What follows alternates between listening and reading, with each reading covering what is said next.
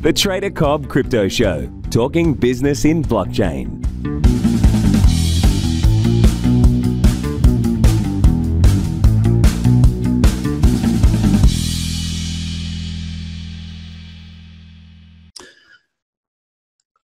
All right. G'day, everybody, and welcome to the Trader Cobb Crypto Show. Today's guest is basically over in the cold in the UK. It's Crypto Rich. Thank you so much for being on the show, mate. Yes, Craig, thank you so much for inviting me. And it is cold here, and I'd much rather be somewhere warm and hot. Look, it's a wonderful part of the world over there. I did spend quite a bit of time in London, which all the viewers and listeners of this show will know. But look, I wanted to speak to you. Recently, I was on your show, and I really enjoyed the conversation that we had. It was really easy flowing and quite enjoyable. Obviously, you've interviewed a bunch of people, and I just wanted to get a bit of your experience across not just this market, but also what you did in the past. So if you wouldn't mind just giving us a wee bit of an intro as to what you were doing and what you're doing now. Okay, well, I suppose I've had three careers other than this. One is I've worked as a child protection social worker mostly in London, which I really, really enjoyed, except for the bureaucracy. The other career that I have that I'm still like doing part-time, but also on an unpaid basis, is training people in personal development, communication skills, performance, productivity, that sort of stuff. Been doing that for quite a few years. Yep. And then also in between, I've done a little bit of telesales and sales work. Yep. Mostly now I work from home. The lifestyle job. Yeah. And when did you get into crypto though? Like what year was that? So I first bought Bitcoin early in 2013 when I think my first Bitcoin was about $15. And the mistake I made was I didn't buy it when it was $9. And I didn't buy enough, but I didn't know that. I'd done this course about money, not about how to invest and where to invest and what equities are and what real estate is. Not that. What's hidden from my view? How come I manage my money the way that I do, and yet my wife does it that way? What can I not see about me and money? And one of the things I realized, I didn't know the first thing about money. I didn't know where it came from, how it got invented. So out of that course, I took on a project to learn about money. So I'm a child protection social worker, and I'm into talking to my cousins who are bankers, and I'm finding about reading books and stuff about fractional reserve banking and gold, silver. And I came across this thing called Bitcoin, and I had a look at it, didn't quite understand it. And I said to my wife, looked at it, and we thought, okay, let's throw some money at it. And we did. And then late in 2016, about October, November, I looked at it again. And I was like, oh. Wow. Oh. And did you stick with it or did you sell at that point? I mean, I diversified. So I bought, with that, I bought some Ethereum. I think I bought Ethereum when it was $3 or something, some Litecoin, I bought Dash when it was $14 and Monero. And then I started studying them more and more and more. And then April 2017, I started my channel. Wow. And I mean, look, so you got in before those ridiculous ramps that were, was it, I know it was early, but 2017, there was a May-June big move. And then, of course, we saw the rest of that year sort of kick off and go truly wild. And I mean, at the time when we were sort of up around those peaks, was that a life-changing amount of money, or had you just started really small? No, it was a life-changing amount of money. I mean, this time last year, we just come back from a hot 5-week holiday in New Zealand and Australia. I've always wanted to, and Singapore, my wife and both my children and stuff. So yeah. Wow. So that brings me to a point that I think is very, very important that I think a lot of people missed out on, was that you actually did take some out, and you went and took yourself on an experience rather than, material things like buying yourself a nice car or something. Not that there's anything wrong with that, but you actually did, rather than go, it's going to go up forever, I'm going to be a gazillionaire. You went, right, this is what it is. I've got a goal. I want to take my family. Boom. Money out. Let's go and do that. Yeah. I did both, Craig. Yep. I didn't buy a car. I bought a Lambo bicycle. I bought a really, really expensive bicycle. I've wanted for 20 odd years, right? A recumbent, right? Excellent. And but I actually did think, oh my God, it's going to go up forever. I don't understand market cycles or anything. I've learned so much during the bear market, so much. Yeah. Because, my background's not in finance. It's not in trading. Yep.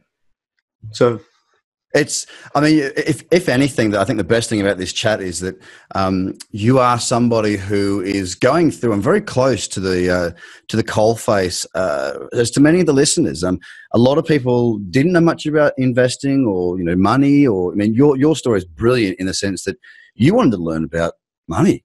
It was a pretty simple thing. You wanted to learn about money and the way your relationship with it and others' relationships with it, so that you could develop your own maybe more positive relationship with it. I would suspect it was probably the outcome of the journey or the thought journey. Yeah. And you got into crypto and it went berserk, and now it's pulled back. And there are a lot of lessons. And the best thing about it is that this is a wonderful time for people to really learn a lot, because, my first foray into stocks and shares, I was 16 years old. My shares I bought for 8 cents and I went to 88 cents in the space of, I think it was two or 3 months. So crypto-like returns, like really big returns. And then the company went bankrupt and I didn't sell a dime. So I got to have the euphoric run up, 16 years old, starting around like, full peacocking, thinking I was the man, having a bunch of money in the account because I put in, I think, $3,000 and it went to, 30 or 25 or 28, whatever it was. It was significant, especially as a 16-year-old, right? And then bankrupt. So I had the full spectrum of emotion in that period. And that's what taught me. And, my dad was the one who I was learning it with. He dusted quite a bit of money. And so did some of our friends. Like they dusted $250,000 back then. It was a lot. So I was able to see all these different emotions coming at myself and other people. And that's what really started my, interest in, wow, you can make a lot, but you can lose a lot. What's the middle ground? And a lot of people right now are having that conversation. I think it was really, like I said, really positive, at least that you got to have your holiday and got to buy your bike. Now, of course, there might be quite some waiting until we see those levels achieved once again. But you, if nothing else, got an education, continue to have an education, but you also rewarded yourself. I think that is absolutely critical. So you also, did you sell out a lot more and go to cash, or did you just take the holiday, leave the rest in? Where did you go to from there? No, I've kept most of it in because I don't understand. I don't trust myself. I don't have confidence in my ability to trade up and down and stuff. Right? I honestly thought, it's going to keep going up forever, right? And then when Bitcoin's $100,000 a coin, then we might cash out something and stuff. Yep. But hold on. So my portfolio has shrunk considerably in fiat value. Yep. And now I'm just hodling and I'm looking for ways how I can get more fiat to get more Bitcoin, because I don't think it's going anywhere. Well, that's interesting, isn't it? Because you're still well above the prices where you got in. One of the early birds, very early on. When you say your first Bitcoin is $15, Ethereum 3, Dash at 17. Dash has probably had the biggest pullback out of all of them.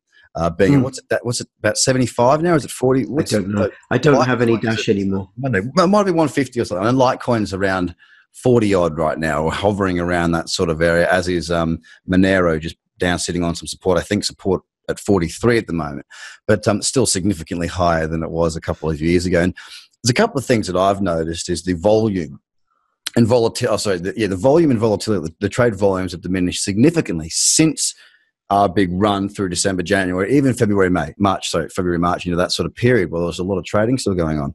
But you compare that, what it is today, that 5 or 6 billion a day, to what it was when you first got in. And it's pulled back an enormous amount.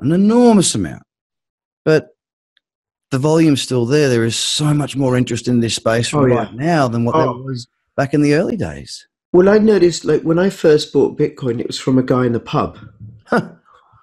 Because I didn't know where to go to find how to, there wasn't the stuff on YouTube and Google that there is now. I went to localbitcoins.com. Yep.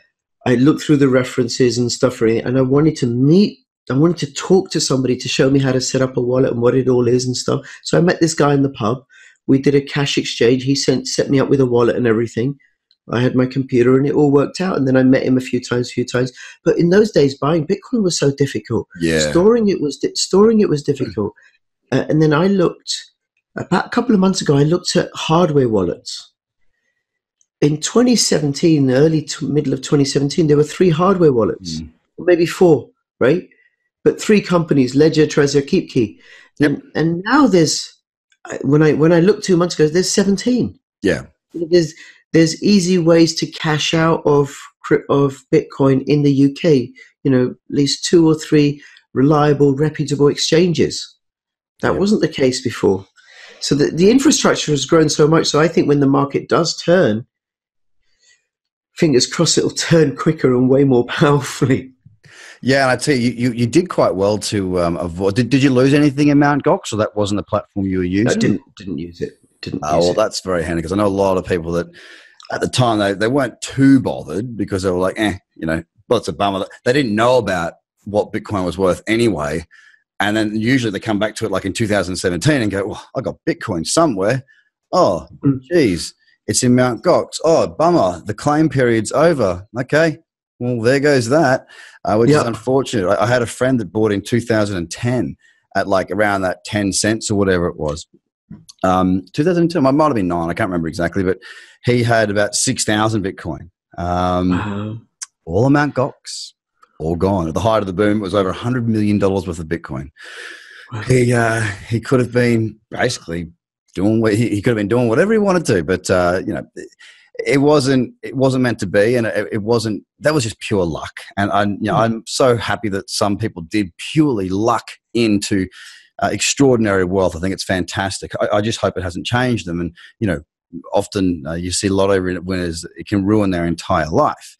So there's pros and cons to everything. Mind you, I'd like to have the issue of having $100 million because I got lucky. Trust me. I have the money to get the education to make sure that I was tip top, I'd take the time. I'd take the time for the education. Yeah. So, hey, look, what do you think's your biggest lesson coming through this bear market thus far?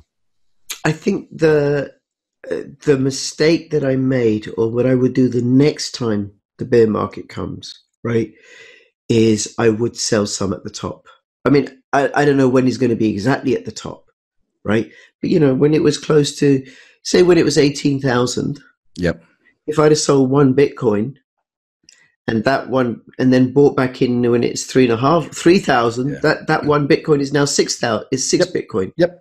So not all of it and stuff, because, I have to deal with my fear and my anxiety and stuff, but I think it would be something like that.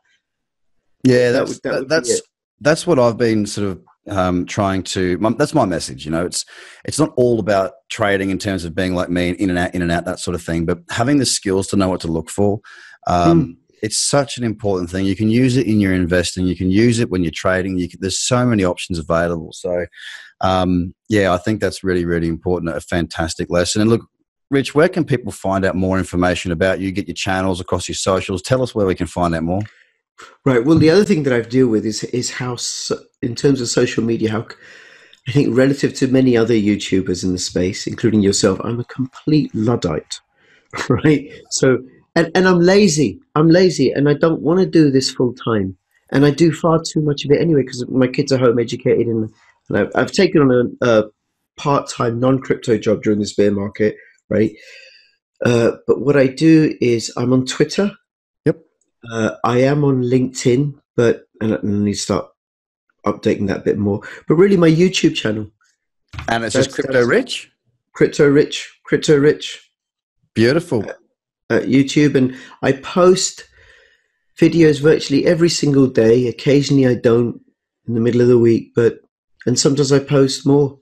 And actually something else I want to say that I really, really do enjoy, Craig, which is, I think something, I suppose my strength or whatever is some of the relationships that I've developed. I like developing long-term relationships with people, and I have them like Kay Kamani and Amir Ness, and I have them, and Michael Tutongi from Verisco, and I have them again and again and again and again. So I focus on projects and people that I like, rather than do daily news and stuff or cover everything. Yep. No, I think that's the right way to be. You got to enjoy what you do. It just fits me. But you be you, everyone else be everywhere. Well, look, you can only be you because everyone else has already taken, Rich. So lucky you're on that path. That's right. I'm not taking. Well, look, ladies and gentlemen, this is Crypto Rich, guys. Get across his YouTube channel. It's been an absolute pleasure having you on the show, mate. I appreciate your time. I look forward to keeping in contact. Great. Craig, thank you so much. Cheers, thank mate, you. and all the best. Bye-bye. The Trader Cobb Crypto Show, talking business in blockchain.